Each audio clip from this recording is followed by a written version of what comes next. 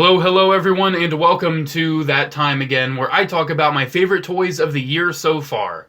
Now, 2020 has been a roller coaster of a year when it comes to the entire world, but when it comes to toys, 2020 has been very good to us so far, and especially robot-wise. Earthrise and Studio Series and other robot things have been absolutely killing it. And per usual, this is just my list. If you don't see something on here, it's because I didn't buy it or I don't collect those things. Like, I don't really collect 6-inch Black Series, so there isn't a lot of that on this list. There's plenty of other lines. Like, I think I've only bought like one Marvel Legend this year, and he is on the list. But yeah, it's kind of my own thing. But usually at the end of the year, I splinter it off into like robots and, other action figures because I just get so many other robots that, I love giving love to the actual action figures. But as the year kind of starts off, there's not enough things to make two separate lists, so I just make one. So I'm doing it in thirds this time because I forgot to do it a month ago. So it has to be in thirds instead of in fourths. And you're going to have to ignore my blister there. I hurt my fingy today, and I got a little blister. Oh, no. But yeah, this is the Alto ground type. He is an honorable mention. He is not on the list. He's pretty much number 11. And I wanted to mention him because he's really cool. I really do like the Alto ground type. He is epic. I like him. I'm getting the Portanova Marine type in the mail here soon. I might get the Space type too. I like the look of that. But 30-minute missions. I just want to talk about 30-minute missions real quick. Great line, kind of like the Bionicle of Gunpla, and I love it. And I really do love this kit so far. It's my favorite 30-minute missions kit, and it's probably going to be overshadowed by the Marine Portanova, but still wanted to give a shout out to that. Alrighty then, so let's start off with the list. And number 10 goes to the only Marvel Legend I've gotten so far this year, and that is Taskmaster from the movie that has been delayed till November? I think November is when Black Widow's coming out. Yeah, this is a great figure. Absolutely great figure.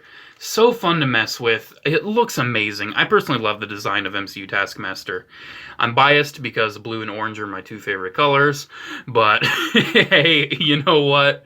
I really like this guy. I kind of have him in all of his gears right now. He's got the sword, he's got the cap shield, the Hawkeye bow and arrow strapped over. Well, there's the bow I actually gave to Hawkeye.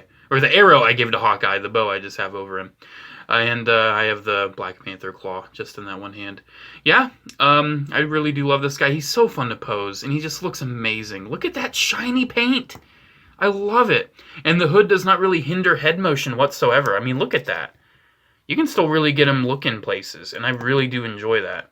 So yeah, number 10 definitely goes to Taskmaster. And the fact that in a figure this amazing is number 10 is testament to how great this year has been so far. So number 10 is Marvel Legends I almost said Black Panther. Black Widow movie Taskmaster.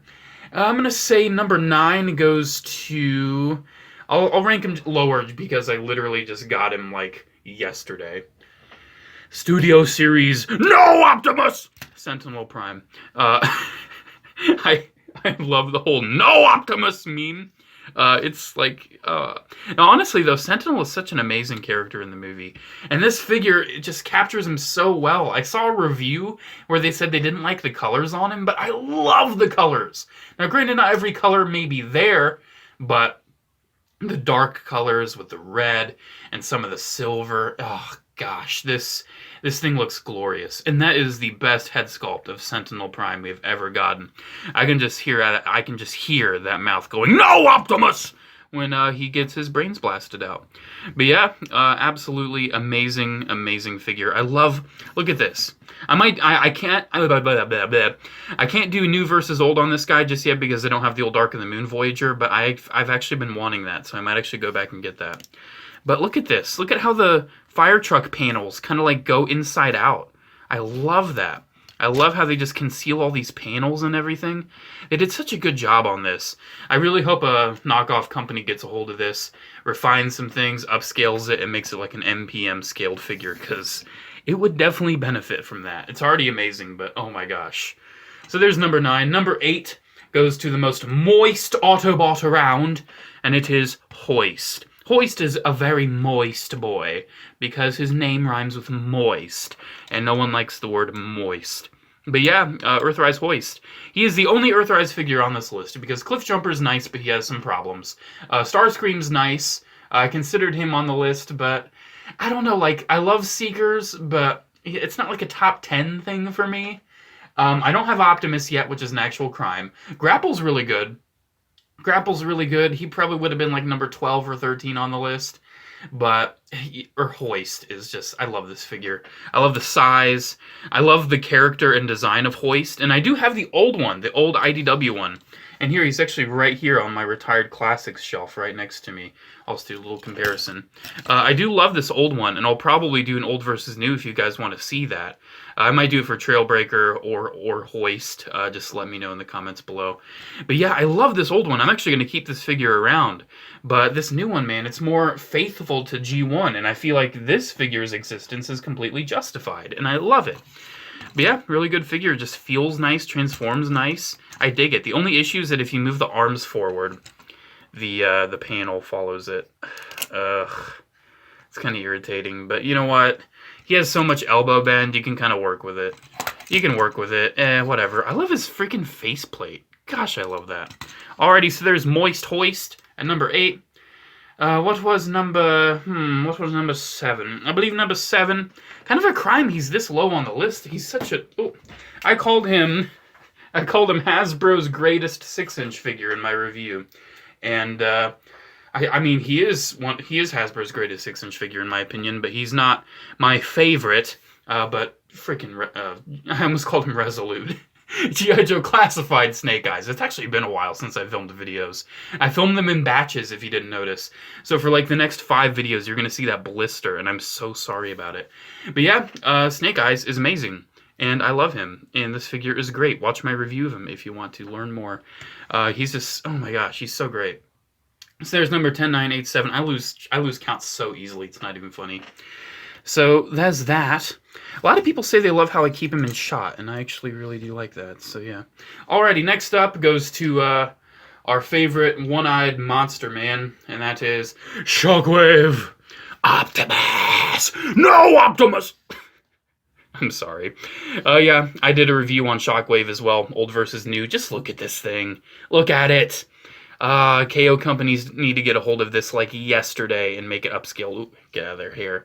They need to make it upscaled and just epic and awesome. And fix the wibbly blade. I know there's upgrade kits out there for it. I'm not bothered. But yeah, I love this figure. It is amazing. The wibbly blade is pretty much the only problem. This is amazing, man.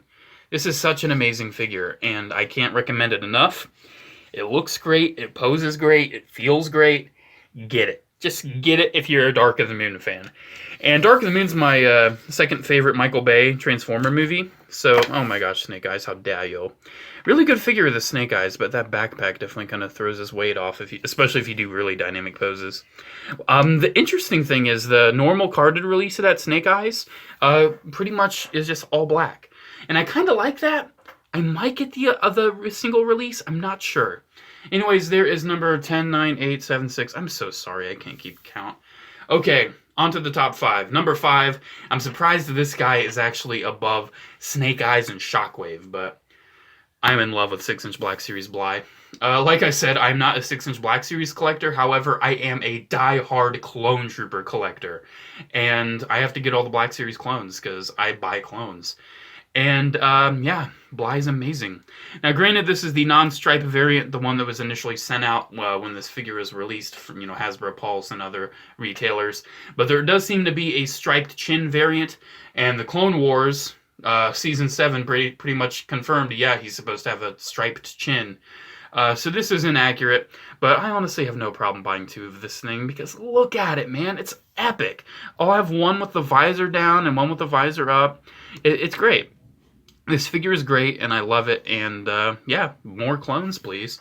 We're getting that Camino clone. We'll see if he breaks onto the list, because it looks like he's pretty much a new mold.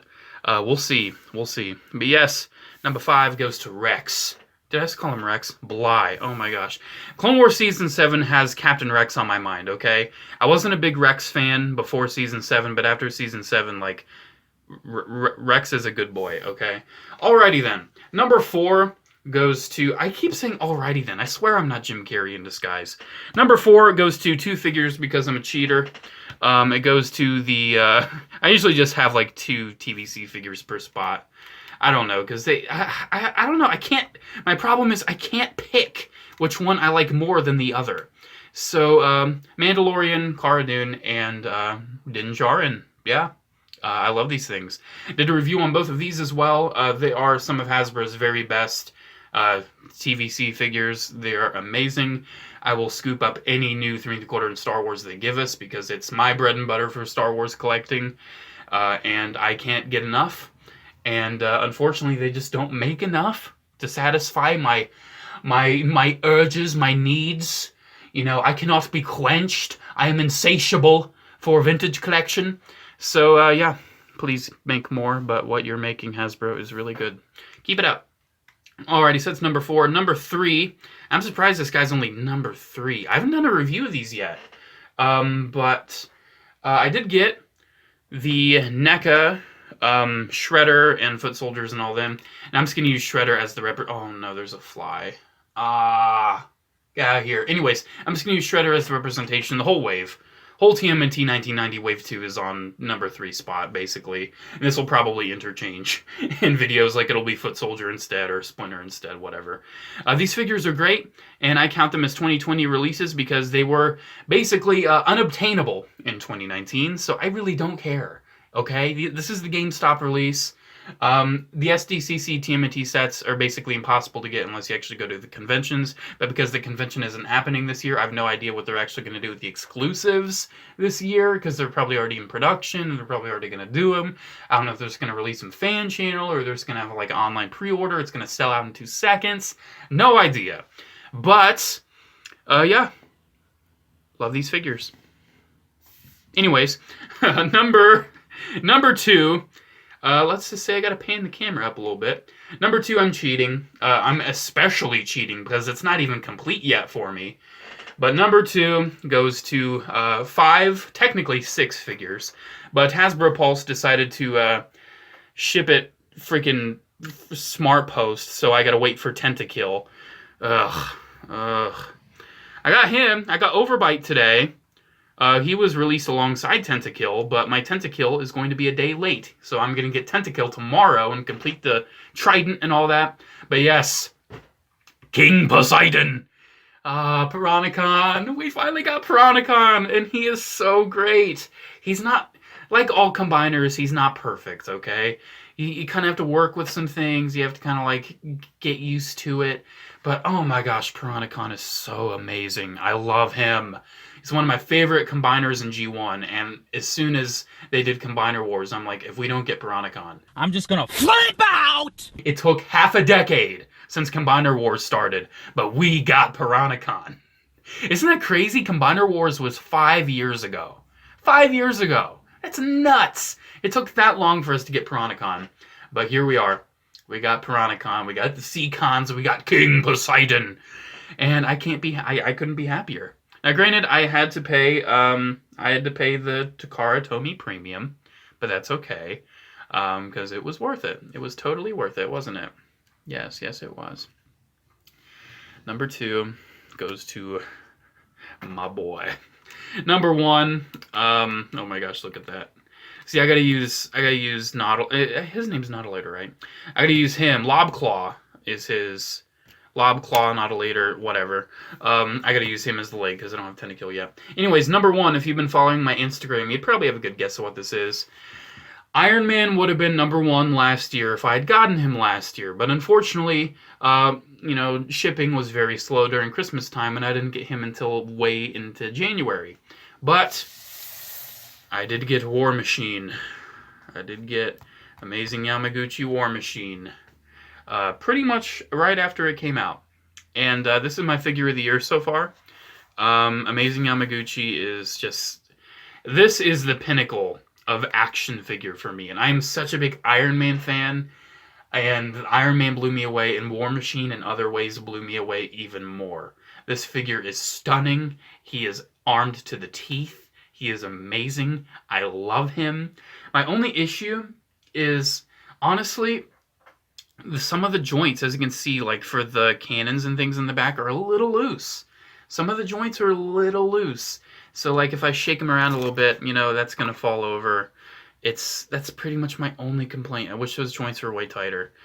But you know what? It's okay. It's still an amazing figure. I wish he had some blast of farts. That's what happens when you say blast effects and parts together. Blast of farts. Great. Anyways, yeah, I wish he had some blast effects, but you know what? It's all right.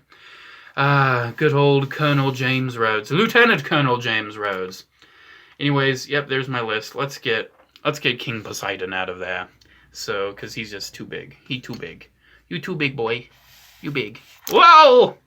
Another complaint is that he's actually too big to actually use the peg. War Machine's actually too heavy to peg in the base, so you have to use the C-clip. But yeah, there we go. That's pretty much it. Here, let's get him like kind of in shot, but don't cover up Shockwave, please. There we go. Oh my gosh, it's such a mess. Alrighty, there's my top 10 figures of the year so far. Third of the way there. I will do this again in another, 4 months?